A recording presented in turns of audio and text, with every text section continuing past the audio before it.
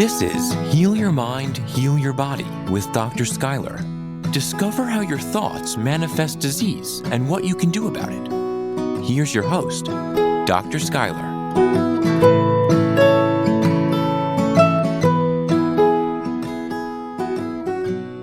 Hi, I'm Dr. Schuyler, a licensed therapist and a mind-body expert. Welcome back to Heal Your Mind, Heal Your Body.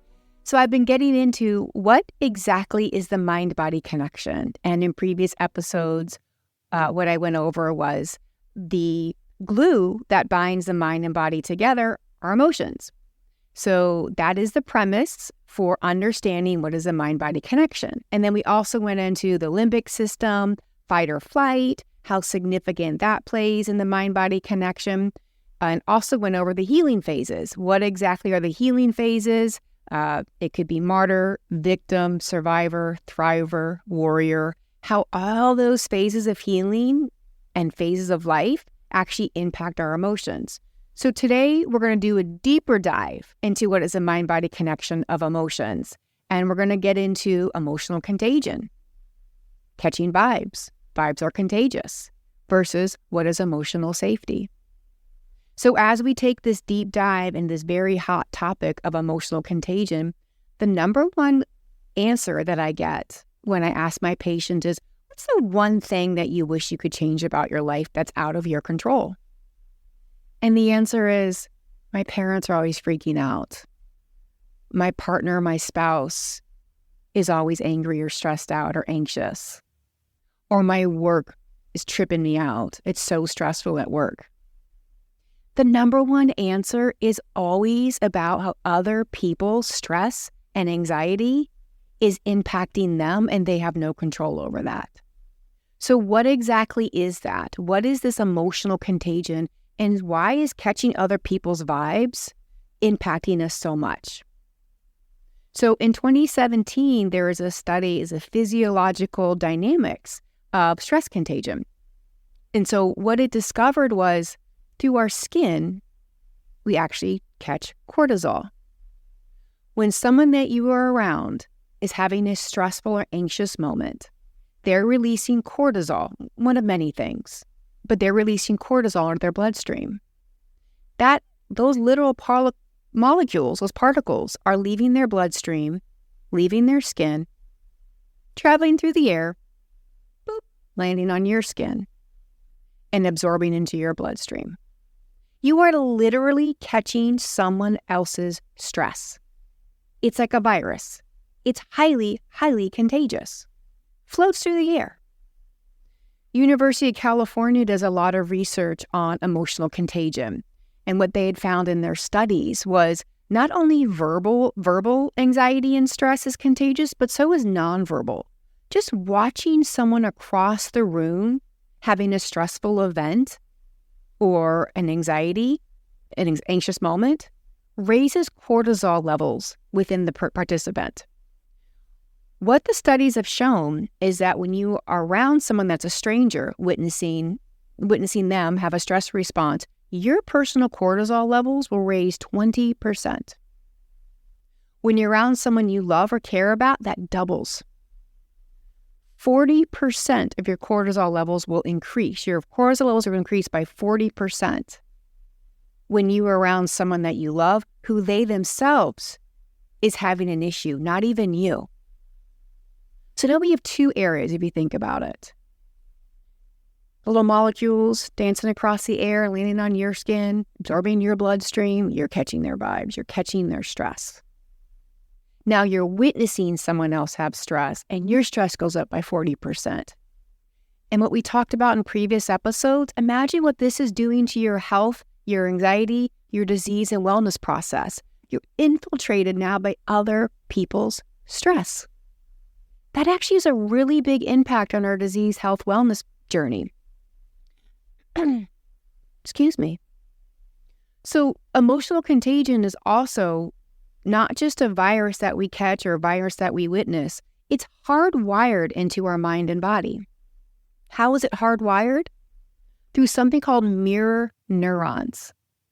And this was first discovered in monkeys. And the best way to kind of describe these little neurons that hang out in our brain was if I was described to you something disgusting, like dirty fingernails when they're handing you your food at the server and you can see the server's like touched your hamburger or something. Their nails are all dirty and gross.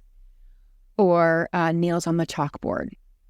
We can start having a physiological response. The one that grosses me out is an unflushed public toilet. Like, if I really start giving these examples, you may even begin to empathize with these images and start experiencing these images with me. Or if I was to talk about yawning, or you're to witness someone across the room yawning, you're going to start yawning. What is that? Why do we catch other people's yawns? And why is it if we think about something that someone else has experienced, we actually can experience disgust too? Or if I was to tell you about a really bad fall I had and how much pain I was in, you may begin to experience mirror neurons of pain, empathy. And why do some people have more empathy than others? Great topic of debate, great topic of research. And it's like there's an us versus them, like the empath versus them.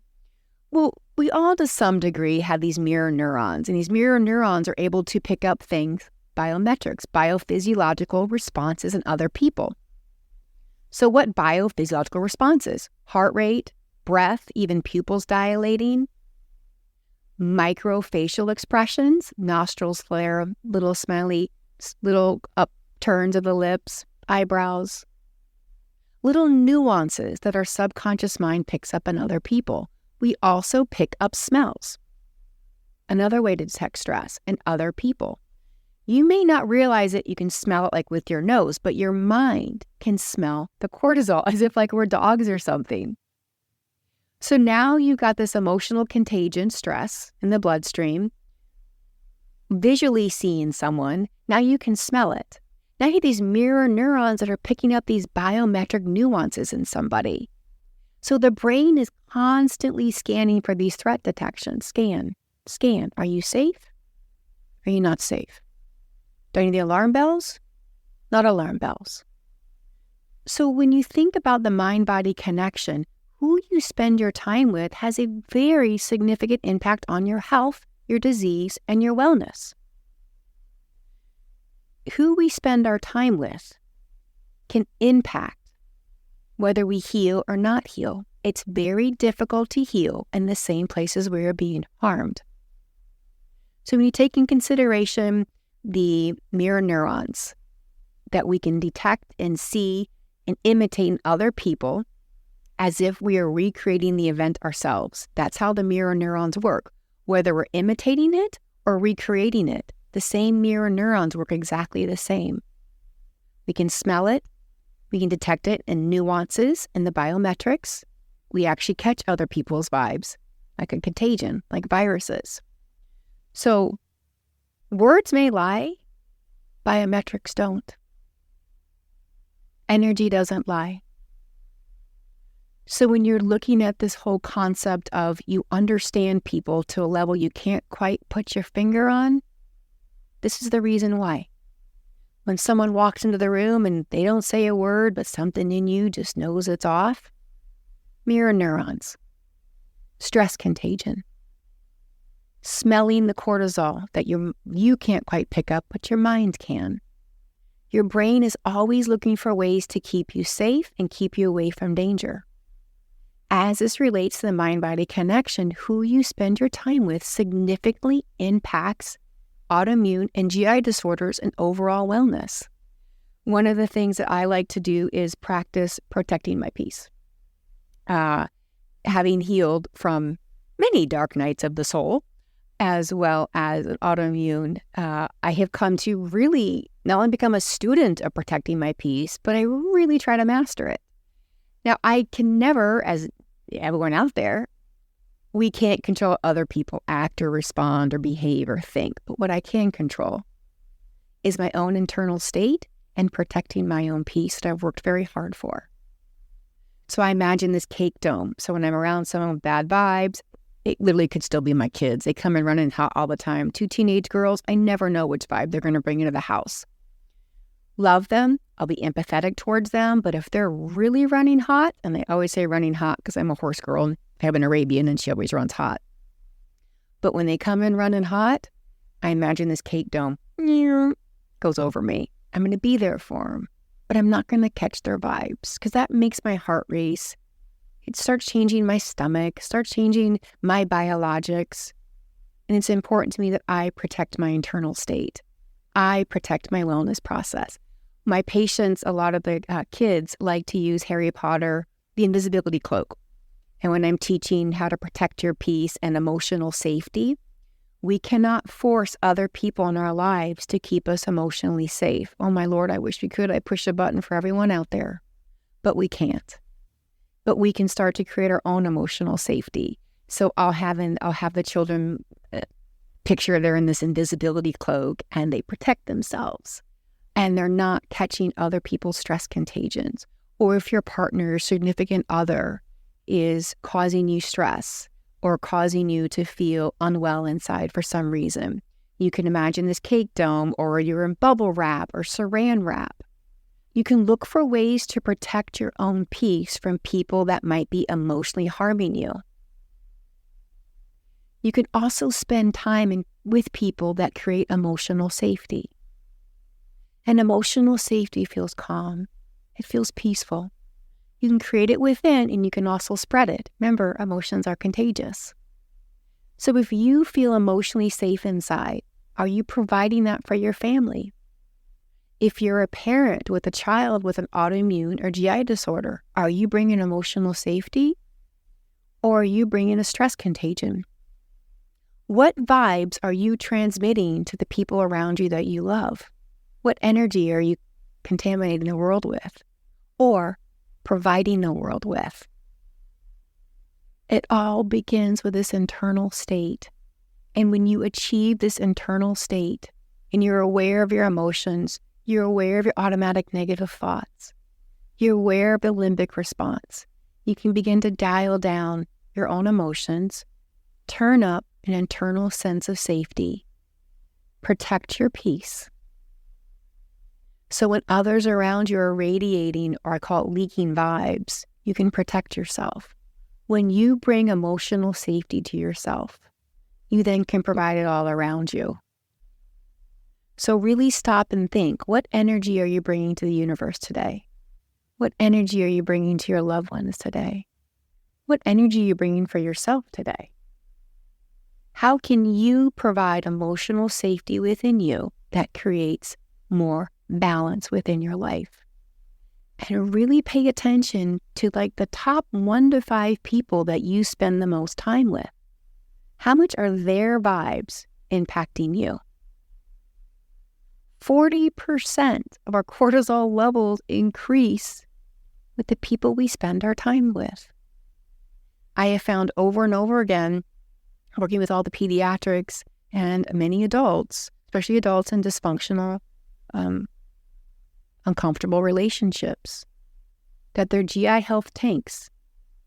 People with adverse childhood experiences, who have autoimmune diseases, repressed anger, sadness, and emotion, that actually is very much linked to their childhood experiences that they still carry with them. Other people's emotional contagion. It's a lot to think about. It's a lot to process. Because it's almost this mind-blowing concept. Oh my gosh, I can't heal the same place I'm being harmed. How much are other people's anxiety and stress that I'm witnessing through media, through social media, news, loved ones, coworkers, even road rage? How much stress am I catching from others, and how much stress am I giving to others? And when you begin to assimilate all this information, that glue that binds our mind to our body is emotions, you can start stepping more into your own power, more into your own control over yourself. You can never control others, but we can begin to control what's inside our own internal emotional state. When you go to my website, drskylar.net, you'll be able to click downloads and links to all this information. I do have a book coming out, Empower Your Child to Heal. But the more this book begins to develop, the more I realize this really isn't just about parents and children. I have friends that are single that are reading chapters of the book now, and it's so relevant. It talks about epigenetic transmission of trauma, catching other people's vibes, how much our limbic system plays a role in our disease process. But if you are a parent with a child with an autoimmune or GI disorder, you'll find this book exceptionally helpful. If you click the download on the website, you'll get a monthly newsletter. I promise I will not bombard you with a bunch of stuff, but you'll get free information and tips, sneak peeks in the book, and really valuable information that can help. I truly hope this information helps, and I'm sending you all so much love, peace, and happy vibes. Thank you. Thank you for your time. I feel so grateful you have listened to the end. When we begin to understand how our body manifests stress, trauma, depression, anxiety, and even unexpressed emotions, we then create a space, a bandwidth in our minds to begin to heal our bodies. Healing is a decision, and I am grateful for yours. Abundant blessings, Dr. Schuyler. To learn more about the work Dr. Schuyler is doing, please visit drschuyler.net. That's drskYler.net. And remember to subscribe to this podcast wherever you like to listen.